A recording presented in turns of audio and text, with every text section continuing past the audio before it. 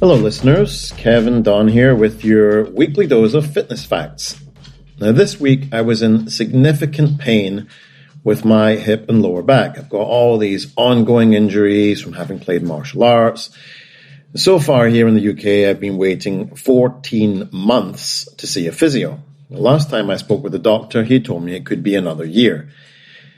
As can be the case, the doctor then just wrote me a prescription for what was, after doing my own research, very, very addictive painkiller, which is often used by addicts in place of heroin and has a large street resale value. Obviously, I want to avoid being addicted to pharmaceuticals as much as possible, so I didn't take them. This is why I harp on week in and week out about sources and knowing how to find valid evidence. I was able to find a reputable source, which were some peer-reviewed studies on this drug. I then went to an expert, which in this case was a pharmacist, and asked for information on the evidence I had found. They confirmed my conclusions, and then I made a decision. TikTok wasn't involved at any point. However, this didn't change the fact that I was in pain. So I thought, I'm going to look into CBD oil. Why? Well, because it's a huge market and lots of athletes and fitness influencers are recommending CBD gummies or topical creams. Now, it would be entirely fallacious for me to buy something just because my favorite athlete uses it. And that's not just because I don't have a favorite athlete. Well, joke, I do. It's Pierce LePage, who is the world decathlon champion. Why decathlon? Well, if you listen to the show, I'm a fan of being well-rounded. And with 10 events, I would say this makes for a well-rounded athlete. If you're a CrossFit acolyte, don't email me. Anyway, enough waffle. Let's dig into CBD. First of all, what on earth is CBD? Well, it stands for cannabidiol. And it's one of over 100, I think it's 113 chemical components of the cannabis plant. Others include CBC and THC. THC is the compound most strongly associated with the psychotropic effects of cannabis, and CBC is marketed as being effective for pain. Now, having a look at the website for one of the largest CBD cream companies, specifically targeting the fitness and athletic market, I found a lot of rhetoric. So if you recall last week or 2 weeks ago, I covered ethos, pathos, and logos as rhetorical devices in an argument. Logos is where you're just using facts and evidence. Ethos and pathos are appeals to emotion and appeals from a voice from authority. And what was interesting was that in spite of the main holding page making statements such as many people with chronic pain use our CBD products to reduce inflammation and act as pain relief, I also found them on another page admitting that some people believe that CBD is useful for pain management, and then dropped a huge pathos bomb, which was the story of a chronically bedridden father who now, thanks to CBD, has a new lease of life. They also linked a study showing that CBD eased chronic pain. When I actually read the study, it only had 15 participants, and all of those participants showed a greater response to pain management when they were told that they'd taken CBD, but were actually taking a placebo. Therefore, the study concluded, and I quote, CBD analgesia was driven by psychological expectancies. I was actually quite keen to see if I could uncover any evidence at all that CBD products meet their claims. Now, remember, before sending me any links, that a blog post written by a CBD company isn't evidence. Studies only, please. And also remember that you taking a CBD gummy before bed for a couple of days also isn't a study. Thank you. Now, I did myself find a 2019 meta-analysis of 83 different studies done on CBD for symptoms of anxiety, which is another one of the major selling points for these companies. The conclusion of that meta-analysis was that there is a sufficient lack of evidence that cannabidiol improves disorders. There remains insufficient evidence to provide guidance on the use of cannabinoids within a regulatory framework. A 2019 study in a Canadian medical cannabis setting of 205 chronic pain sufferers concluded that further investigation is required, but as of now, the hyped and often illegally marketed claims of CBD as a wellness product are unsubstantiated. So, there you have it.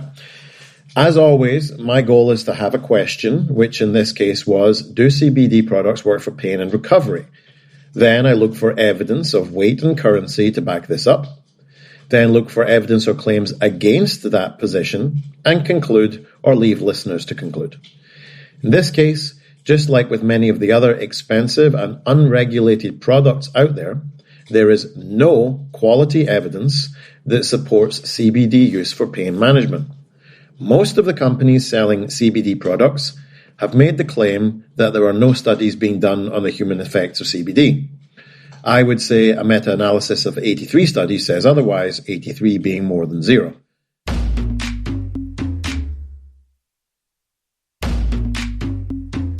As I noted in previous episodes about products that make very broad claims, it's a bit of a red flag for me when it's claimed that a single gummy bear will help pain, seizures, anxiety, sleep issues, mental health, PTSD, and skin problems. It's very rare that we'll find a Swiss Army knife type product that addresses everything in one. With the self-proclaimed purest and most broad spectrum CBD products costing in excess of $100 a month, it's easy to see why companies would want to get on the CBD bandwagon. Unfortunately, because of economic conditions and because of ethos, claims to authority working, we see many athletes and influencers recommending CBD and getting a kickback through their discount code. I know one such athlete, and her position is that even if it's placebo, it's not harmful. No one's going to have an adverse reaction to CBD health-wise, and actually it's on the customers to do their due diligence. I can't say I agree. Just because you can't do something doesn't mean you should. And if I make a claim about a product which can be proven to be false, then in some territories that would be a basis for legal intervention against the false claims. There also could be some negative side effects from CBD, particularly in large doses. I do also want to note, though, quite rightly, someone may email me to bring it up, that although CBD gummies, sprays, and creams being sold for pain and anxiety have literally no evidence and are most likely a very expensive placebo, there is a pharmaceutically derived CBD product. It's called Epidiolex, and it's used in the US and Europe in conjunction with other medications to aid in controlling seizures brought about by 3 quite rare conditions. It's very potent stuff compared with what you might buy off Amazon. So please don't read a study that Epidiolex works for some seizures and then extrapolate and assume this means CBD gummies will work for yours. The starting dose only of Epidiolex for a 200-pound person, I use 200 pounds because I weigh 200 pounds, is 450 milligrams a day. And after a week, that would be bumped up to 900 milligrams a day. To put that into context, CBD products that you buy off the internet for anxiety or pain have 25 milligrams in each serving. So this drug at starting dose would have between 18 and 36 times the amount of CBD you'd be consuming in a day. Also, please bear in mind the legal status of CBD in your locality. I lived in Hong Kong for over a decade, and in February 2023, Hong Kong banned all CBD products, including those for academic and scientific research, because of the high prevalence of CBD products actually being tainted with THC, which is the psychoactive chemical in cannabis. THC is illegal in that territory.